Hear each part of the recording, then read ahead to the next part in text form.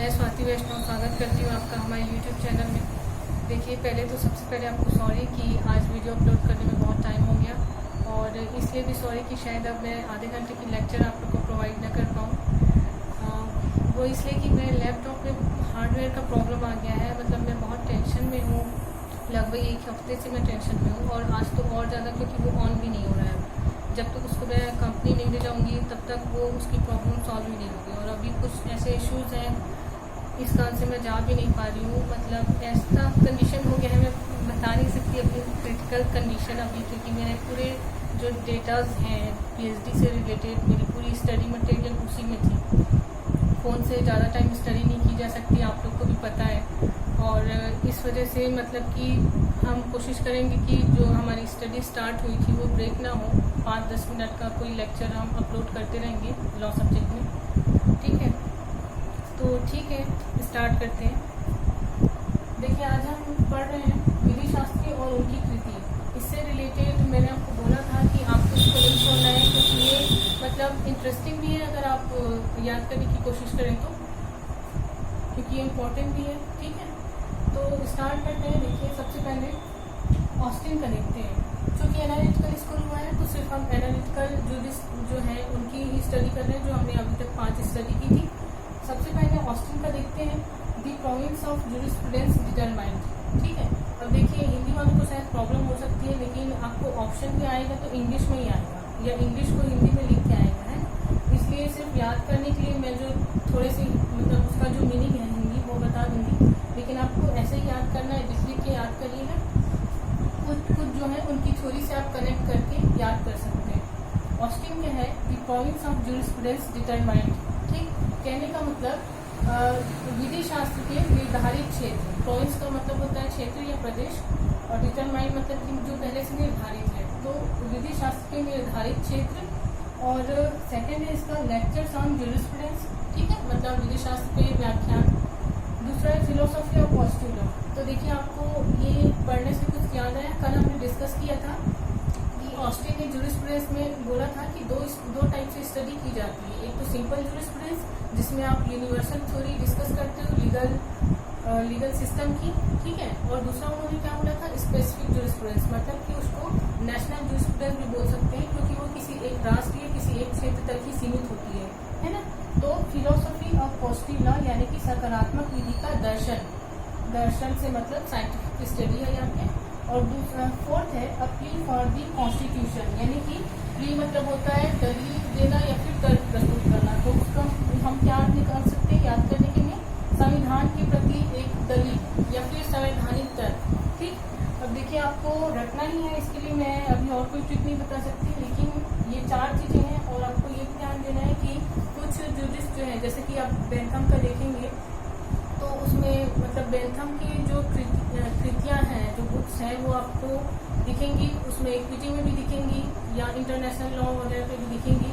तो आप ध्यान दीजिएगा, क्योंकि नेट के एग्जाम में अगर ये पूछता है जूरिस्ट एंड देयर बुक्स अगर आता है मैच करने के लिए, तो वो पर्टिकुलर जूरिस्प्रूडेंस वाली सिलेबस में आता है। इसलिए बुक भी आपको वही याद करनी है जो जूरिस्प्रूडेंस से रिलेटेड हो।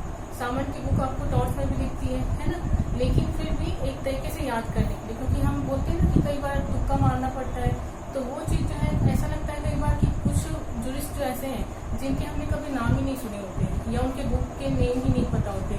तो इस कारण से आप थोड़ा सा अदर फील्ड का थोड़ा सा याद कर सकते हो। मैं जितना बता रही हूँ आप उतना को याद करिए, काफ़ी होगा आपके लिए। ऑस्टिन का हो गया है, एक बार मैं रिपीट कर दूँ, the province of jurisprudence determined, lectures on jurisprudence, philosophy of positive law, और प्ली फॉर दी कॉन्स्टिट्यूशन। अब इसके बाद हम सामन की स्टडी करते हैं। सामन ने लॉ ऑफ टॉर्ट्स के बारे में भी बुक लिखी है। लॉ ऑफ टॉर्ट मतलब कि कोडिफाइड, हम टॉर्ट को क्या बोलते हैं? कोडिफाइड, सॉरी, सिविल रॉन्ग बोलते हैं, है ना? विधिक दोष होता है, सिविल रॉन्ग होता है, जिसके लिए हम अनलिक्विडेटेड यानी कि अपरिनिर्धारित क्षतिपूर्ति प्रदान की जाती है, मान सकते हैं। तो उसको हमको देखना है यहाँ पे। सामन का हम देखते हैं। देखिए, पूरा नाम भी मैं आपको बता दूं पहले। सामन का पूरा नाम है sir John William salmon. Sir John William salmon.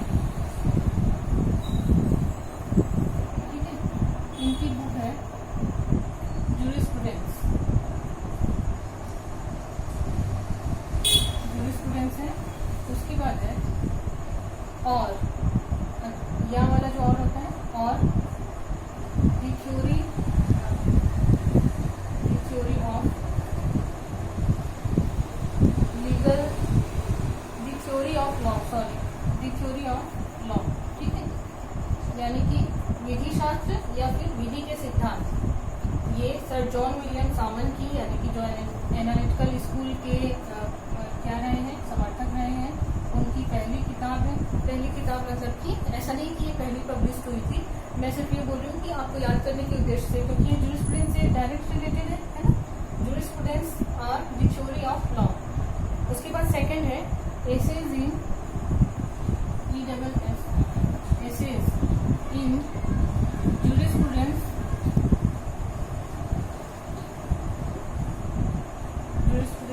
And legal theory, jurisprudence and legal history. ठीक है, अब देखिए लीगल हिस्ट्री से आपको कुछ याद आया होगा, कल हमने डिस्कस किया था कि सामन ने तीन क्लासिफिकेशन किया है जूरिस्प्रूडेंस का। फर्स्ट क्या किया था, एनालिटिकल जूरिस्प्रूडेंस, दूसरा हिस्टोरिकल जूरिस्प्रूडेंस, थर्ड जो था एथिकल जूरिस्प्रूडेंस था, नैतिक विधि शास्त्र। तो जो हमने सेकंड पढ़ा था हिस्टोरिकल जूरिस्प्रूडेंस, वो एक्चुअली क्या था कि वो लीगल हिस्ट्री जूरिस्प्रूडेंस, मतलब उसका लॉ का विकास कैसे हुआ, उसके स्टेज को, क्रम को अध्ययन करना था हमको। तो उसके लिए एक्चुअली में लीगल हिस्ट्री वर्ड यूज करना था, इसलिए उन्होंने क्या बुक लिखा है, मतलब कि किसके निबंध लिख रहे हैं, विधि शास्त्र और विधिक इतिहास के निबंध, एक तरीके से यह सारांश हिंदी का लिखे बता दूं। इसके अलावा सामन की बुक है law of torts. Law of torts मतलब कि ये मानते हैं, वो जब हम सिलेबस में टॉर्ट पढ़ेंगे अपकृत्य विधि, तो उसमें हम और डिस्कस करेंगे। यहाँ पर जिक्र हुआ है तो मैं बता देती हूँ कि लॉ ऑफ टॉर्ट्स मतलब कि हम अगर सामान्य मतलब ये बोलते हैं कि अपकृत्य में हम सिर्फ कोडिफाइड सिविल रॉन्ग्स को पढ़ते हैं। कोडिफाइड सिविल रॉन्ग्स मतलब कि जो पहले से संहिताबद्ध है कि हमको क्या क्या अध्ययन करना है अपकृत्य में, मतलब ये बोल रहे हैं, सामान्य बोलते हैं कि अपकृत्य विधि का क्षेत्र जो है सीमित है, पहले से निर्धारित है कि हमको क्या इसमें अध्ययन करना है, किन विषयों को इसमें इंक्लूड करना है इसके सब्जेक्ट में। मतलब जैसे कि आप खुद ही देख लीजिए, अगर आप इससे रिलेटेड टॉर्ट से रिलेटेड कोई प्रिंसिपल नहीं पढ़े मान लीजिए, तो भी देखिए कि सिलेबस में जो है टॉर्ट के साथ कंज्यूमर प्रोटेक्शन एक्ट रहता ही है, मोटर व्हीकल एक्ट रहता ही है ना। तो ये सारी चीजें क्या है, वो निर्धारित कर रही है कि ये कोडिफाइड लॉ है, क्योंकि उसके लिए अलग से प्रोविजन है। लेकिन कुछ चीजें जिसमें अलग से प्रोविजन नहीं है, उसको हम क्या बोलते हैं, फिर विनफिल बोलते हैं। विनफिल जो है वो सामन के जस्ट अगेंस्ट बोलते हैं, वो बोलते हैं कि law of tort. Law of tort मतलब अपकृत्य की विधि, क्योंकि उसका विस्तार क्षेत्र जो है सीमित नहीं है, असीमित है। ठीक, उसमें हम बहुत सारी चीजों का अध्ययन करते हैं। ठीक है, तो इसमें ओवरऑल मैं डिस्कस कर लूँ, जूरिस्प्रूडेंस और the theory of law, essays in jurisprudence and legal history, law of torts, या और जो फोर्थ है वो है अ समरी यानी फिर से वही सारांश वाली बात है, a summary on the law of torts. ये हो गया सर जॉन विलियम सामन का। इसके बाद स्टडी करते हैं हम बेंथम की। तो बेंथम की अब बुक जब स्टडी करेंगे तो मैंने देखा है नेट में, क्योंकि बुक्स तो अभी मेरे पास नहीं है, मैं सिर्फ मतलब वही लैपटॉप पे डिपेंड थी। ये जो आपको बुक्स दिख रही हैं वो तो बाई लक की मेरे फादर एडवोकेट हैं, इसलिए मुझे मतलब जो प्रैक्टिस फील्ड में जो बुक्स मतलब IPCC, RPC, CPC ये सारी चीज़ें हैं, कॉन्ट्रैक्ट हैं, तो उसकी बुक मुझे यहाँ अवेलेबल है। लेकिन jurisprudence, international law, administrative law, law of tort, ये सारी चीज़ें प्रैक्टिस में काम नहीं आती डिस्ट्रिक्ट कोर्ट में। इसलिए मैं भी मतलब कि अभी ऐसा है कि लॉकडाउन में जब घर आई थी तो सिर्फ यही लेके आई थी, फ़ोन और लैपटॉप। ऐसा लगा था कि 15-20 दिन में, 1 महीने में खुल जाएगा। चलिए देखते हैं बेंथम का, जेरेमी बेंथम।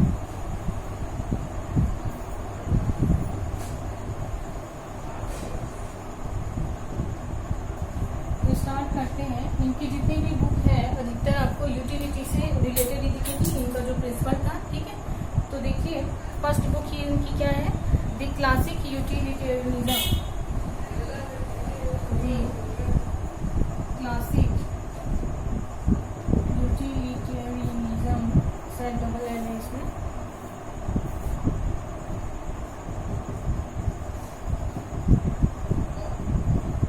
ठीक है, और है जो हमने पढ़ा था यूटिलिटी थ्योरी, इन्होंने मतलब किस बुक में हमने डिस्कस किया था, वो किया था the principles of morals and legislation.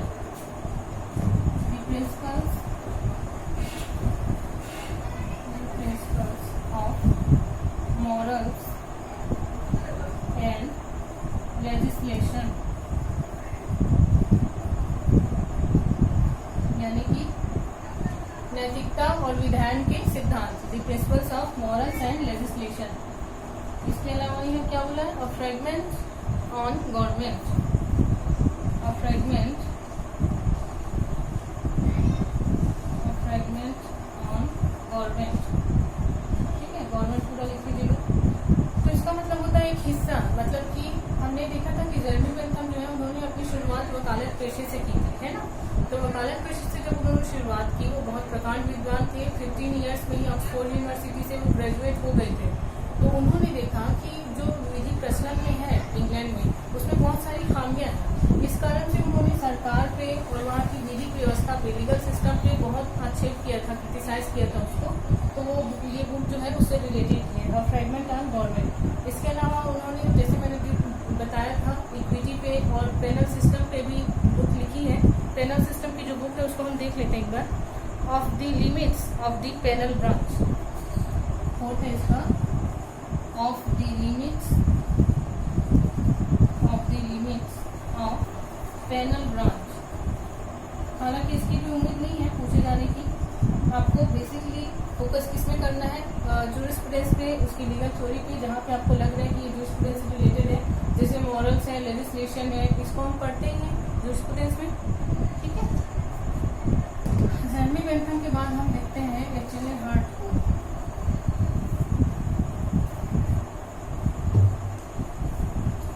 एच.एल.ए. Heart का हम डिस्कस करते हैं। इन्होंने क्या कहा था, विधि को नियमों की व्यवस्था, मतलब लॉ इज क्या है, rule of legal system. H L A. Hart, देखिए इनका पूरा नाम है Herbert Lionel Adolphus Hart. Herbert Lionel, ठीक है, लियोनेल एडोल्फस हार्ट। इनकी बहुत बहुचर्चित, मतलब बहुत जो रही है क्रिटिसाइज हुआ है जिसका, द कॉन्सेप्ट ऑफ लॉ, विधि का अवधारणा, विधि की अवधारणा, ठीक है, द कॉन्सेप्ट ऑफ लॉ। इसके अलावा देखिए सामन की बुक में आपने क्या पढ़ा था कि essays in jurisprudence and legal history, है ना, essays in jurisprudence and legal history, वो थी सामन की, क्योंकि आपको याद करने का ट्रिक बता रही हूँ मैं, लीगल हिस्ट्री उसकी क्लासिफिकेशन में था सामन की, इसलिए आपको वैसे याद करना है। सेम वैसी बुक यहाँ इनकी है, लेकिन इसमें आ जाता है word philosophy, essays in jurisprudence, essays in jurisprudence and philosophy,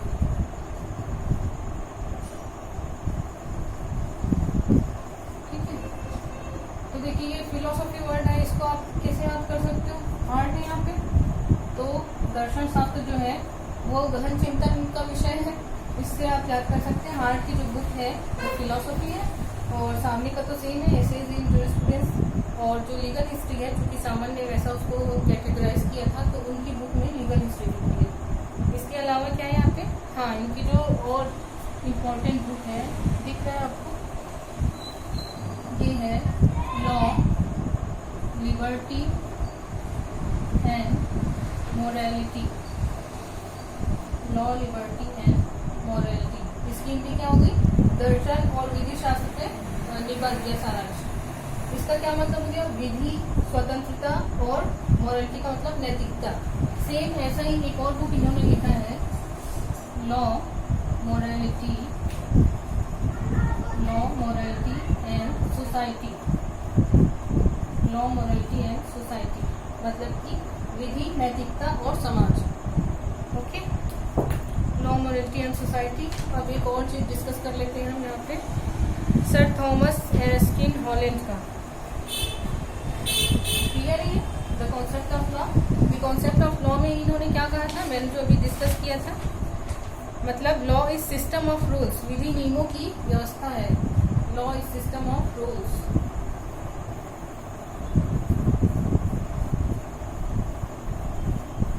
अब हम पढ़ते हैं हॉलैंड के बारे में।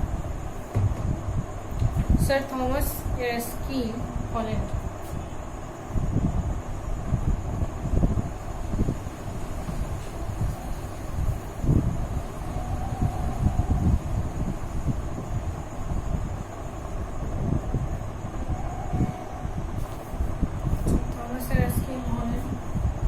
इनकी बुक है,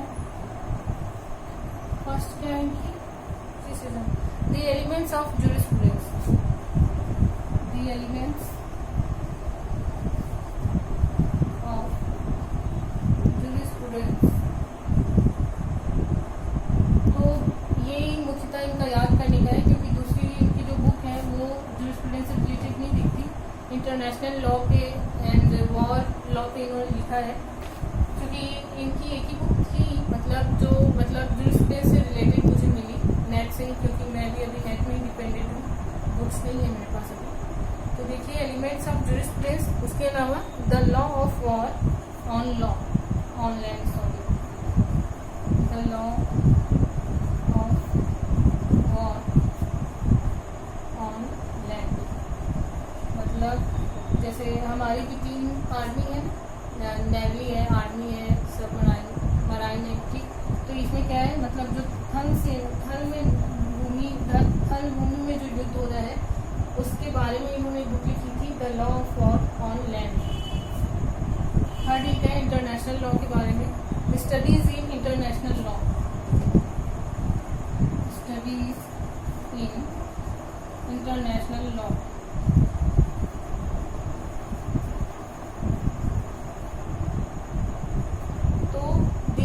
ये वर्ड अभी तक नहीं आई थी, द एलिमेंट्स ऑफ जूरिस्प्रूडेंस, यानी कि हॉलैंड जो है वो क्या बता रहे हैं, जूरिस्प्रूडेंस के मुख्य तत्वों के बारे में, एलिमेंट्स यानी कि क्या क्या उसमें स्टडी करनी है।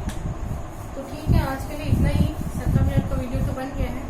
अब कोशिश करेंगे कि थोड़े बहुत मटेरियल हम डालते रहें।